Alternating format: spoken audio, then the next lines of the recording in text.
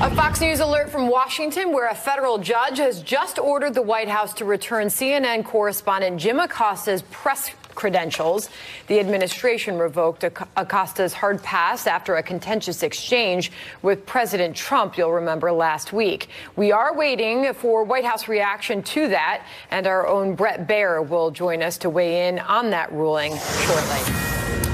Meanwhile, another Fox News alert, Broward County wraps up a hand recount in the bitter battle for a Florida Senate seat. But the process goes on in other counties after new tallies from a machine recount show the race still too close to call. Welcome to a brand new hour of America's Newsroom. Friday morning. Good morning, everybody. I'm Sandra Smith. Good morning, and good morning to you. I'm John Scott, in for Bill Hemmer. Florida election officials have until Sunday to submit results from a manual recount in the race between Democratic Senator Bill Nelson and his Republican challenger, Rick Scott.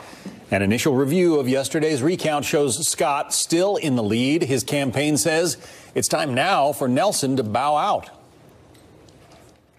Bill Nelson has to look in the mirror and ask himself if he would like to end his career dragging the entire state of Florida through the courts for more time. He has been in office since I was 2 years old, 1972. It is a long time. He's done a lot of things he's proud of. He doesn't need to end his career on something he's not proud of. Peter Ducey live in Lauderhill, Florida right now. Peter? John, right now, the canvassing board in Broward County is trying to figure out what people meant when they filled out ballots like this one. They're popping them up onto the projector, and you can see that somebody filled in the bubble for Rick Scott and Bill Nelson. The voting machines spit out ballots like this one because of all the extra ink, and these are the only kind that are being manually recounted today by hand in a county, Broward, where the machine recount may as well have never happened because Broward County missed the deadline to upload them to the state by 2 minutes, even though Broward County had a press conference earlier declaring that everything was on time. That's something that I asked the elections supervisor, Brenda Snipes, about late last night. The results were in progress when I came out and made a statement. The results were being uploaded as I came out to speak to you. According to what we were told from the Division of Election, our completion was 3:02, and it should have been 3 o'clock on the button. If the results of the recount don't stand, then Rick Scott doesn't extend his lead over Bill Nelson here in Broward County, which has the campaign alleging that the deadline must have been missed on purpose. So now a lawyer for the Scott campaign wants the 2 minutes late results to stand. Writing to the Secretary of State a few minutes ago, the law is clear. When a canvassing board completes a recount process by the statutory deadline, as it did yesterday in a public meeting in Broward County, those results are valid. Officials here had been guessing that they'd be done with the manual recount today by about 7 p.m. if there aren't a ton of challenges. So far, they've gone through 31,000 ballots today, and the net gain has been Nelson +4. John. Wow. All right. Let's hope they get a real number at the end of all this, one that everybody can trust. Peter Ducey, thank you. For more on all of this, let's bring in Florida Attorney General Pam Bondi. She joins us now. Pam, good morning to you. Can you weigh in on everything that our viewers and listeners just heard and is the latest in Florida? Sure, and I think I could give you some breaking news. In Dade County and Broward County, they have finished the manual recount. I don't know if you reported that before I got on, but those manual recounts have been completed, as well as many smaller counties throughout our state. Larger counties are still counting, and of course the deadline is Sunday at noon. That is a hard deadline. They filed countless civil suits, and as to what Peter was just saying and his guest, this has gone on and on and on. Bill Nelson has effectively shut down his campaign office. We've heard very little from him. These lawsuits are being brought by the DNC. And by the way, all these civil suits, because there's criminal, which is ongoing, but the civil suits, all these civil suits, they could have been brought prior to this election. Why did they wait? Because Bill Nelson lost. Why are they continuing? Because Bill Nelson lost. And, Bill Nelson has been in office for countless number of years, over 40 years. He's served our state. And I really think it's time for him to preserve his dignity and step down and not be known. I don't want his legacy to be as a pawn for the DNC. And that's what I feel like is happening for the Democratic Party. And, you know, Governor Scott is going to win. We feel very confident. Let's hear some of the latest votes. Let's hear the latest words coming from Rick Scott himself.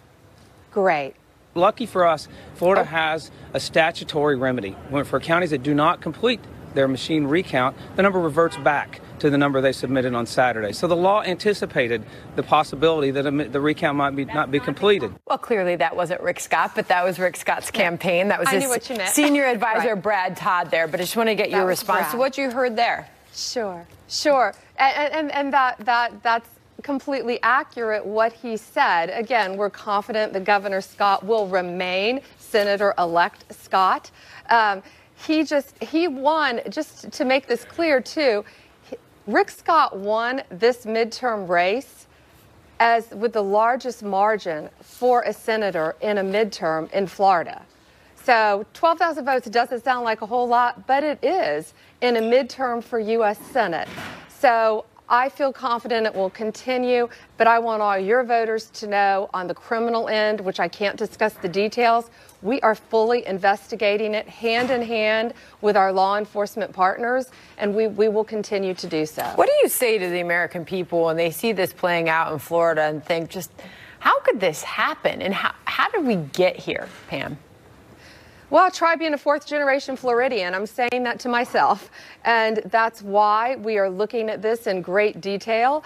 And again, if people have any concerns, if they've seen any evidence of fraud, report it to the Department of State. They've set up a hotline. We hope folks call in if they've seen any evidence of fraud. That is all being investigated.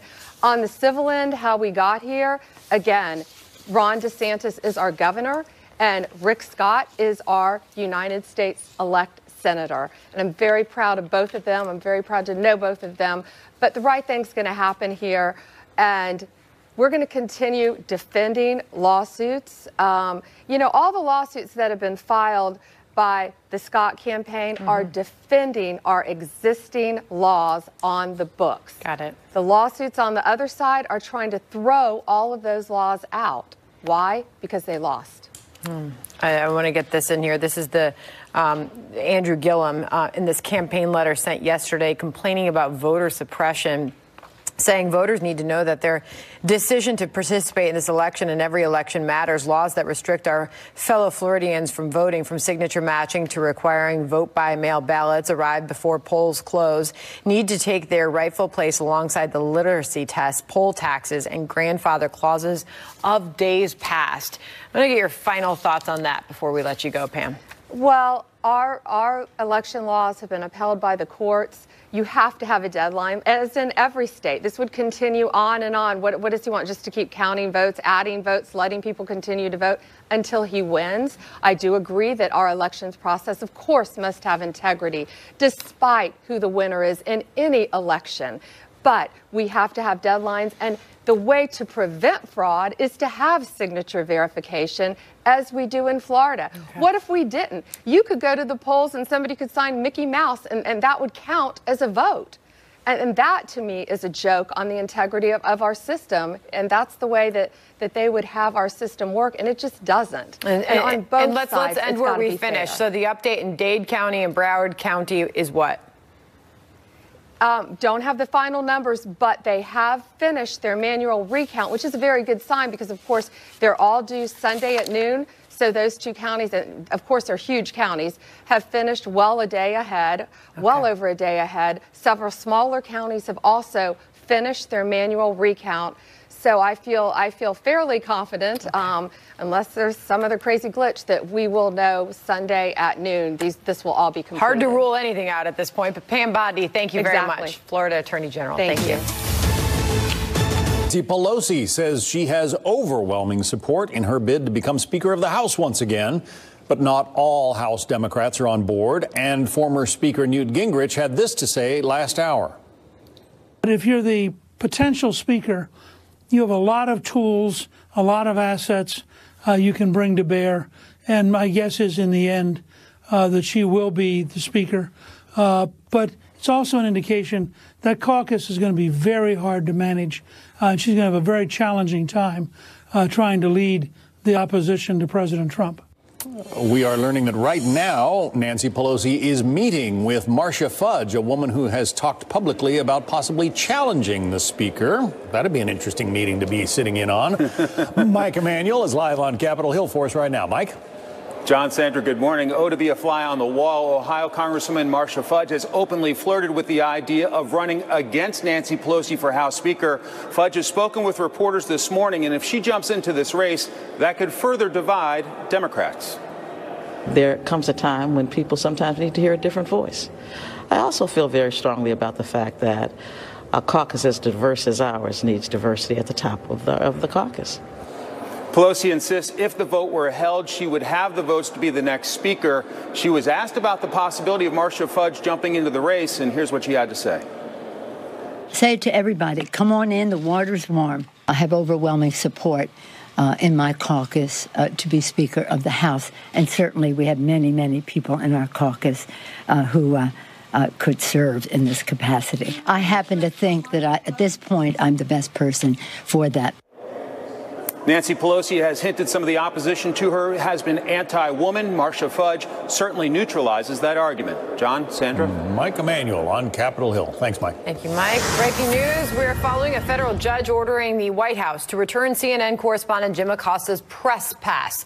Brett Baier weighing in on the ruling. He joins us in just a few moments. Meanwhile, recounting still underway in Florida after a dramatic night in the Senate race. Sean Spicer stops by, and we'll get his reaction to the chaos in Florida. Votes. We recounted all the votes. Governor Scott is ahead of Senator Nelson, has defeated Senator Nelson by 13,427 votes, give or take a vote. Fox News alert, a federal judge granting a temporary restraining order requested by CNN, saying the White House must immediately restore Jim Acosta's press credentials. He is the White House reporter for CNN who has clashed repeatedly with the president. Let's bring in Brett Baier, the anchor of Special Report. A lot of people might be interested to know the judge who made this ruling, Brett, is appointed by President Donald J. Trump. That's right. Judge Kelly, appointed by President Trump, making the ruling today. This is really the first step, though, John. This is a temporary restraining order that gives Jim Acosta back his White House hard pass.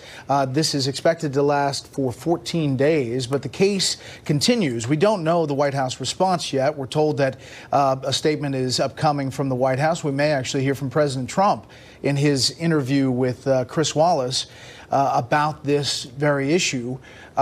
The issue on the judge's side was saying that the White House was infringing on the ability of potentially Fifth Amendment, potentially First Amendment rights once the reporters were welcomed onto the White House property. No, he said, it's not a First Amendment blockage to have reporters not come into the White House by any president. But he said once there, that's where the question arises. CNN had argued that this was the first person to be pulled from a hard pass. And the White House argued, well, listen, you have 50 hard passes, White House hard passes. It could be somebody besides Jim Acosta.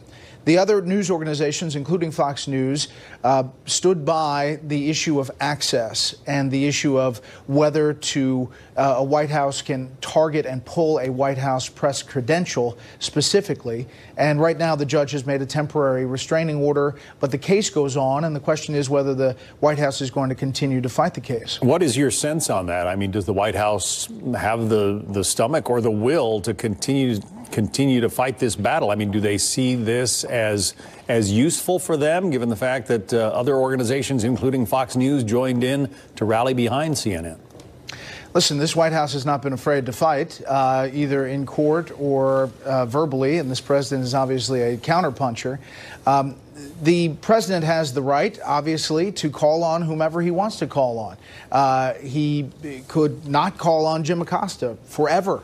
But when you get into the pulling of credentials, that's where the news organization stepped in and made an argument for access. I don't know what's going to happen. I would venture a guess, John, that this is going to continue and that we are not done. this could be a number of months before this is all adjudicated. Yeah, our colleague David Asman made the point that this could be, potentially a Supreme Court kind of case. Can a judge, the judicial branch, can it order the White House to let somebody into their White House administrative branch press conferences? And I suppose it is an interesting question. One thing to point out, John, is that in the statement from Jay Wallace, the president of Fox News Division, he said that we are not a proponent of the antagonistic tone in the White House press conferences. From reporters, from the president, we are not supporting that. We as a news organization believe it's the job of reporters to ask questions. They can be pointed, but do so in a decorum sort of way. But the issue for us in supporting this was about access and about the White House press pass that had been a negotiated thing with the White House Correspondents Association for decades. President Trump did call Jim Acosta a rude, terrible person at that news conference that got so heated. We have a statement from CNN. I want to read for you. CNN writes, "We are gratified with this result, and we look forward to a full resolution in the coming days. Our sincere thanks to all who have supported not just CNN, but a free, strong, and independent American press." And that latter is something that we all want to see and we all benefit from, Brett. Yeah.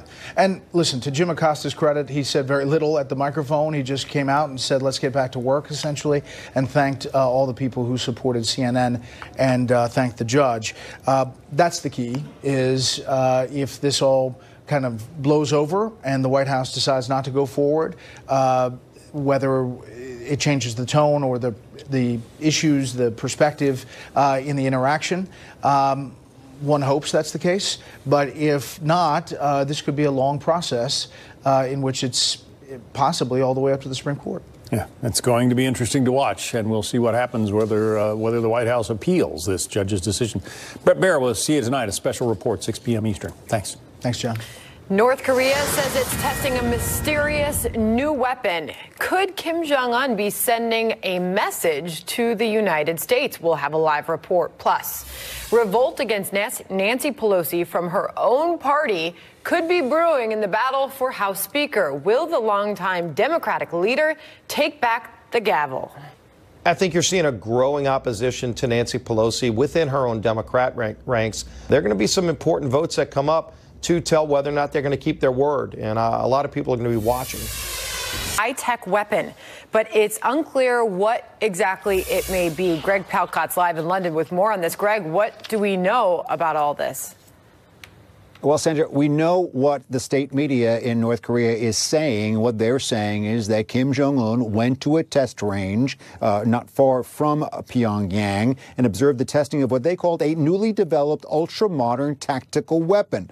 There are some references to it being an artillery piece, of being defensive nature, so probably not a missile or even a nuclear weapon, but it is the first time since last November that Kim has observed any kind of military testing. Then it was the launch of an ICBM missile capable of hitting the United States. This could be a response by Pyongyang to some small-scale U.S.-South Korean military drills happening right now. Both actions not quite in the spirit of June Singapore summit involving Kim and President Trump.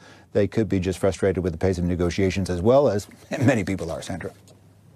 Greg, Vice President Pence is in the region. What has he been saying? Yeah, it's been interesting. He's been stopping in Singapore for a regional summit of leaders there, and he is hinting that, yes, there could be yet another meeting, another summit involving President Trump and Kim Jong-un, in his words, that could happen after the first of the year. He's also lowering the bar a little bit, not a full explanation of the nuclear weaponry needed to get Kim Jong-un to sit down at that table, but an intention to explain that. But he's also saying that North Korea has got to stick with the sanctions. There are some signs that those are weakening. One last note, interesting note, Sandra, the demilitarized zone just got a little bit less militarized. South Korea blowing up one of their military observation posts. This is a part of a North Korea-South Korea a relationship and a decision made at the last summit to try to calm things down at that very tense border. So a couple steps forward, a couple steps back. Back to you. Greg Palcott, thank you. Was responding after Senator Lindsey Graham meets with Acting Attorney General Matthew Whitaker. I know him to be a man of integrity, and he does uphold the law. So I feel confident that whatever he shared with Senator Graham yesterday was truthful. The Mueller investigation coming up in their discussion, and Senator Graham says he's satisfied with Whitaker's response. We will hear from former White House Press Secretary Sean Spicer next.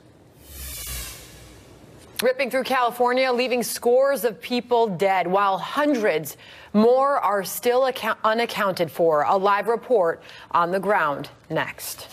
Not the new abnormal. Fires, dryness, the lack of moisture, the heat, the winds, almost the hurricane speeds. So we have our work cut out for us. Raging in California, now blamed for at least 66 deaths, most of them in the northern Butte County, where the Camp Fire wiped out entire communities. More than 600 people are listed as unaccounted for. Meanwhile, the Woolsey Fire near Los Angeles has left 3 people dead. Interior Secretary Ryan Zinke visiting California yesterday. There's no silver bullet to these fires. The seasons have gotten longer. The temperatures are hotter. We're in the midst of a historic drought. The tree density has become greater. The amount of underbrush is great. The fuel load. We all have to work together as a team to make sure that we prevent this from happening again. Jeff Paul is live for us from Malibu, California. Jeff. Yeah, John, there is relief right now amongst firefighters that they're starting to get a better control of the actual fires statewide here in California. But there are still so many unaccounted people in Northern California where the Camp Fire has burned out. Authorities say that right now they are trying to locate up to 631 people considered unaccounted for. The Butte County Sheriff says they're using that word unaccounted for because communication has been tough and sometimes family can't get in touch with each other. 63 people dead right now. That number could go up.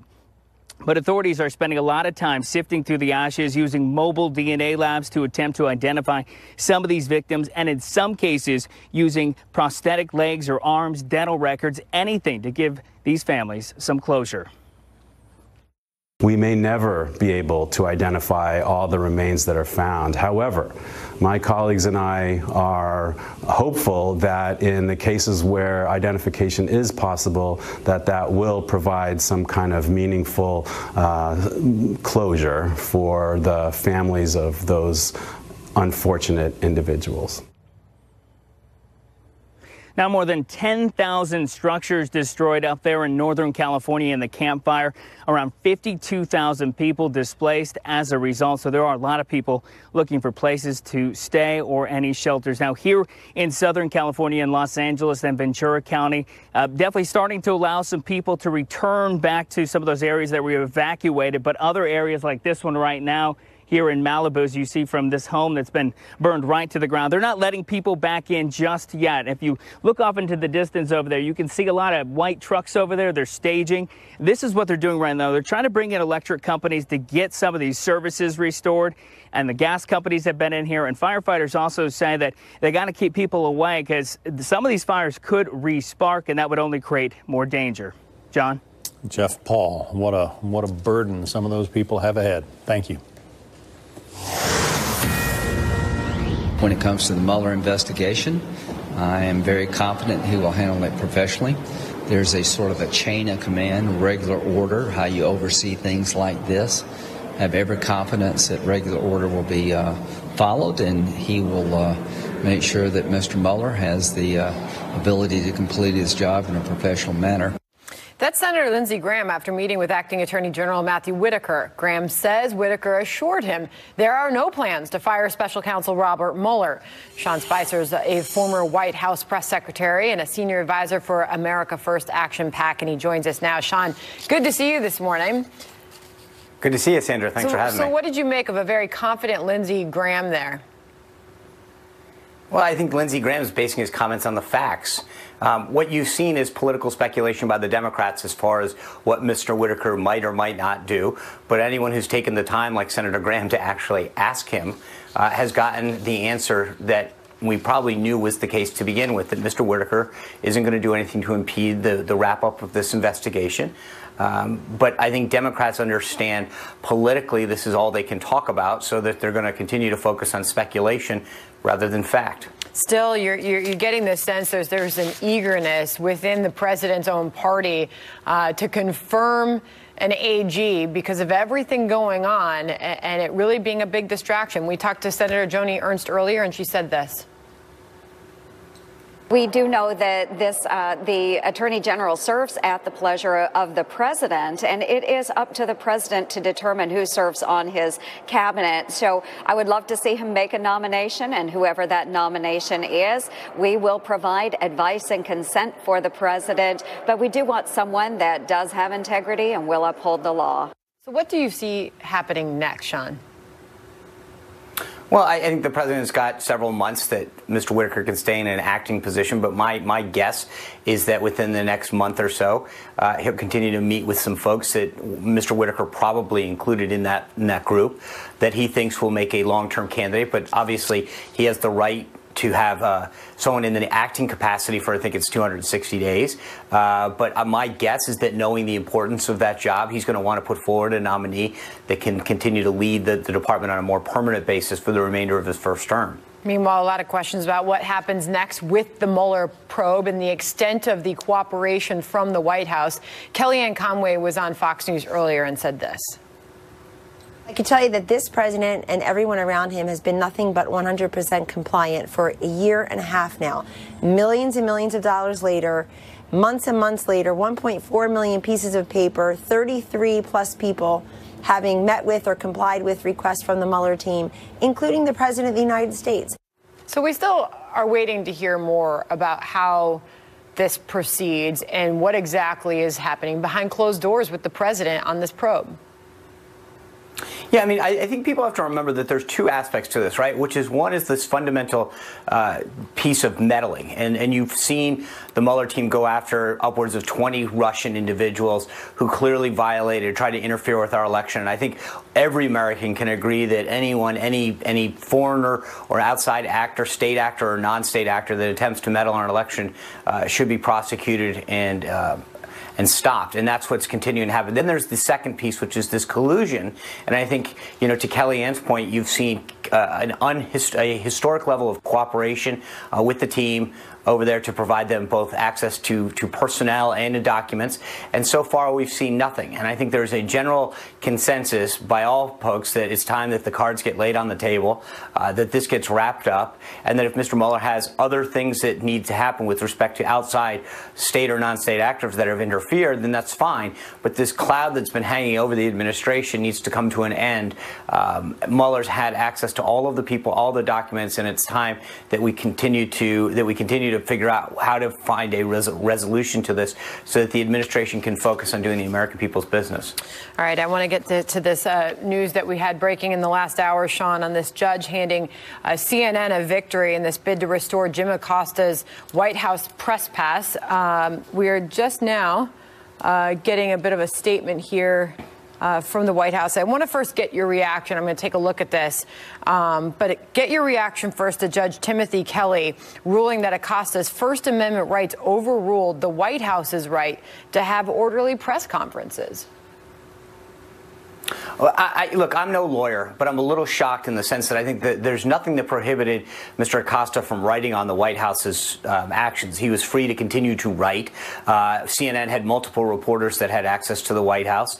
But I think there's a line between saying that the First Amendment guarantees you to go anywhere and do anything you want and to have reasonable expectations, as the White House has asked for, with respect to his level of professionalism and behavior. And that's what this is about. Obviously, whether he has access or not, he, like so many other journalists around this country, can write about the White House or any subject that they deem necessary or of interest. So I think there's a difference, and I think we're getting lost in grouping every single discussion into the First Amendment. The First Amendment doesn't give you free access to go wherever you please. It gives you the ability to express yourself, for a free press to write things uninhibited, for Congress not to abridge the ability of that press to conduct itself. Sean, let me just get you to some of the argument here, because we're going to run out of time, and I think it's important to get this in here. The judge, which, by the way, I want to point out was a Trump appointee. He was appointed last year, bipartisan support in the Senate. He also agreed with CNN's argument that the White House did not provide due process. He said that the White House decision-making was so shrouded, and I'm quoting him, shrouded in mystery that the government could not tell me who made the decision. And before I move on, I want to get in the statement from the press secretary, Sarah Sanders, at the White House, is now responding. Today, the court made clear that there is no absolute First Amendment right to access the White House. In response to the court, we will temporarily reinstate the reporter's hard pass. We will also further develop rules and processes to ensure fair and orderly press conferences. In the future, there must be decorum at the White House. Do you have any idea what changes they might have in store? Well, look, here's the answer. I actually believe, as press secretary, I was very liberal with handing out passes to the White House. I believe in a fair and free, robust press, but I think that there should be some level of agreed upon decorum and professionalism. That is something that bodes well for journalism. It bodes well for just civil discourse. And I don't think that that has anything to do with being able to ask tough questions. There's a difference between to ask what you want and behavior that I think is over the line, disrespectful to the office of the president. Before I let you go, do you have any idea what Sarah Sanders might be referencing here? Was that ever discussed when you were at the White House, further develop rules and processes to ensure fair and orderly press conferences in the future? What, I mean, do you have any? No, but I think it may go to the judge's point, which is that there has to be some way of saying, if you violate this, then this is how it will be dealt with. If we all need to agree to the certain protocols that will exist, in terms of, handing off the microphone, et cetera. I think that it behooves all of us at this point, it's sad to say, to actually get some of this down in writing as far as how things will be dealt with if there's concerns, but also an agreed upon set of protocols and behavior that journalists will agree to abide by. That doesn't mean that their questions can get filtered or censored or anything, but I think that there is a level of decorum that is afforded to the office of the presidency, that maybe that they can sit down and work with the White House Correspondents Association to come to some agreement as to what that would look like, and to have some sort of agreed upon resolution dispute system. Did you agree with the White House's decision to revoke the pass in the first place? I think that it would have been better to sit down with the White House Correspondents Association to point out why this behavior is not only disrespectful to the President of the United States, but also to fellow journalists, and see if there could have been some resolution to how to address it, specifically with Mr. Acosta, and then generally going forward. I would have thought that that would have been a better way to keep things, to keep the temperature from getting as high as it did. But again, I think it's hard to make that decision from where I sit, and not having been in the day-to-day as Sarah and some of the others were. Right. So it's easy to say these things without having the context of what had happened before, after, or the preceding days. But I think there's no question that Mr. Acosta's behavior is both disrespectful to the White House and disrespectful to his colleagues, it's not about him having his own show when he's at these press conferences. It's about all of the reporters being able to have an opportunity. We'll see what happens next. Sean Spicer, thank you for coming on the program. You bet, Sandra. All right. So will Democrats re-elect Nancy Pelosi to be Speaker of the House? One Congresswoman says she is considering challenging Pelosi for the job, as Pelosi says she's confident she has the votes. Democratic Congresswoman Marcia Fudge saying she is considering running for Speaker of the House, as longtime leader Nancy Pelosi remains confident she will be elected. Pennsylvania Congressman Matt Cartwright, also a Democrat, joins us now. So there is the possibility that Nancy Pelosi could face a challenger, maybe more than one. Have you made a choice? John, I'm not committed, and I'm watching this whole thing play out with a lot of interest. It's interesting how it's shaping up. I'm from Pennsylvania, where we elect judges, and judges don't have to run for re-election. They run for something we call retention. After 10 years of service, it's a yes or no vote on these judges. Well, in very much the same way, it seems like Nancy Pelosi's position is of running for retention because we have nobody declared against her. I understand Representative Fudge is making noise about it, but she hasn't declared. And so it's very much in the posture of a vote of confidence for or against Leader Pelosi. Here's what Representative Fudge, Democrat from Ohio, had to say. We don't have that, I'm sorry. I thought we did. But she said she thinks that there comes a time when people need to hear a different voice. She said that Nancy Pelosi has been a great leader for us, meaning the Democrats, been a wonderful speaker, minority leader. I just think that we need some change. That's the direct quote from Marcia Fudge, who is also on screen next to you. Do you think your party needs some change in the House? Well, change is always good. But one thing we hear a lot is, well, Leader Pelosi is a lightning rod and not the right person to be the face of the party in 2020, things like that. But, John, people are forgetting. The voice of the Democratic Party in 2020 will not be the House Speaker. It will be the Democratic nominee for the President of the United States. That's where all the attention will be on. That's where all the criticism will be leveled at. Of their faces. Let me play for you what Nancy Pelosi had to say about that letter. I think of the 17, it's mostly like 14 men who are on that letter. I enjoy a tremendous amount of support from the women in our caucus, from the new members who are women in our caucus, and so I get the upside, I think, of being a woman. You'd have to ask them. If, in fact, there is any misogyny involved in it, it's their problem, not mine. Is there misogyny involved? Well, not on my part, I'll tell you that. No, I'm not accusing you of that. Just of some of these Democrats who do not plan to vote for Pelosi for Speaker. Yeah, I'm not going to comment on that. But what I do want to say is this: Leader Pelosi has been an effective voice of moderation.